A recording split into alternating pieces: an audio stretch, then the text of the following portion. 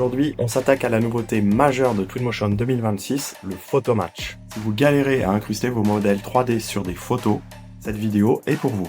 On va voir comment faire une incrustation parfaite en quelques clics avec Twinmotion. Je suis Romain Lupineau, fondateur de We Make Dragons et formateur expert Twinmotion.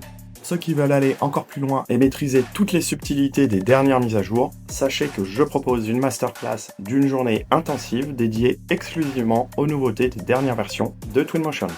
Et comme on est certifié Calliope, votre formation peut être prise en charge à 100%.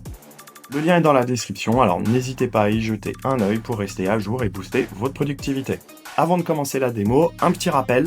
2 fois par semaine, on publie un mini tuto d'1 minute seulement sur YouTube, Insta, TikTok et LinkedIn. On est sur un format short, ultra ciblé, très concret, actionnable, alors pensez à nous suivre partout pour ne rien rater. Alors, nous voilà dans Twinmotion. Comme vous voyez, j'ai un carport avec une voiture et un personnage et je veux faire une incrustation de cet ensemble sur 7 photos. La première chose que je vais faire, c'est que je vais aller dans Média et je vais créer une image. Ensuite, je vais cliquer sur Ambiance, Caméra, et là, dans Backplates, je vais cocher la case Activer. Je vais aller sélectionner l'image qui m'intéresse. Une fois que je valide, vous voyez, j'ai bien l'image qui est en arrière-plan. Alors j'ai l'environnement Twinmotion qui me gêne, donc ce que je vais faire, c'est que je vais les masquer. Et là, vous voyez, je peux déjà commencer à m'amuser avec ma caméra à positionner mon carport, sauf que c'est approximatif et que c'est difficile de faire matcher les différentes perspectives. Alors avant d'aller plus loin, vous allez voir qu'à droite, j'ai 3 options qui me permettent de choisir comment je vais afficher ma photo dans mon interface de Twinmotion. Donc ça, c'est important puisque ça va aussi régir le rendu final quand je ferai un export de mon image. Maintenant, on va vraiment rentrer dans le vif du sujet. On va cliquer sur ce bouton « Faire correspondre la perspective ». Dans cette petite fenêtre, on va cliquer sur « Point de référence » puis choisir une encre de scène. Là, vous cliquez à la base de votre objet et ensuite, vous pouvez déplacer avec les valeurs qui sont situées juste en dessous et c'est ce qui va nous servir de point de référence pour déplacer, piloter notre photomatch. Juste en dessous, vous voyez, actuellement, on est en mode grillage et on va plutôt cliquer sur ligne, ce qui va nous permettre de caler des lignes de fuite sur les axes rouge et vert en fonction des fuyantes sur l'image.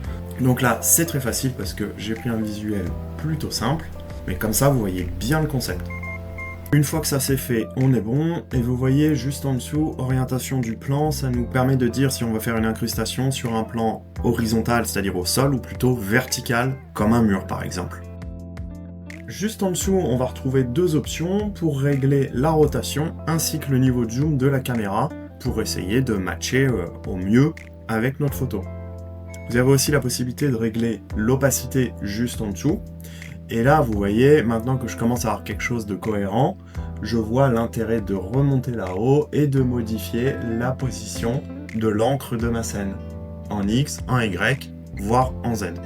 C'est très pratique pour ajuster avec précision l'incrustation au niveau de la perspective de la photo.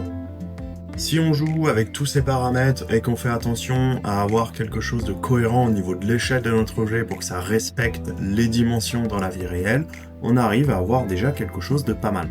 Maintenant, si je retourne dans la section Backplate à droite, je m'aperçois que je peux gérer les ombres. On peut régler la hauteur du sol, la taille du sol, ainsi que l'intensité des ombres, c'est-à-dire l'opacité, est-ce qu'elles sont plus ou moins visibles. Regardez, je vais enlever la plaque au sol pour que ce soit un peu plus visuel.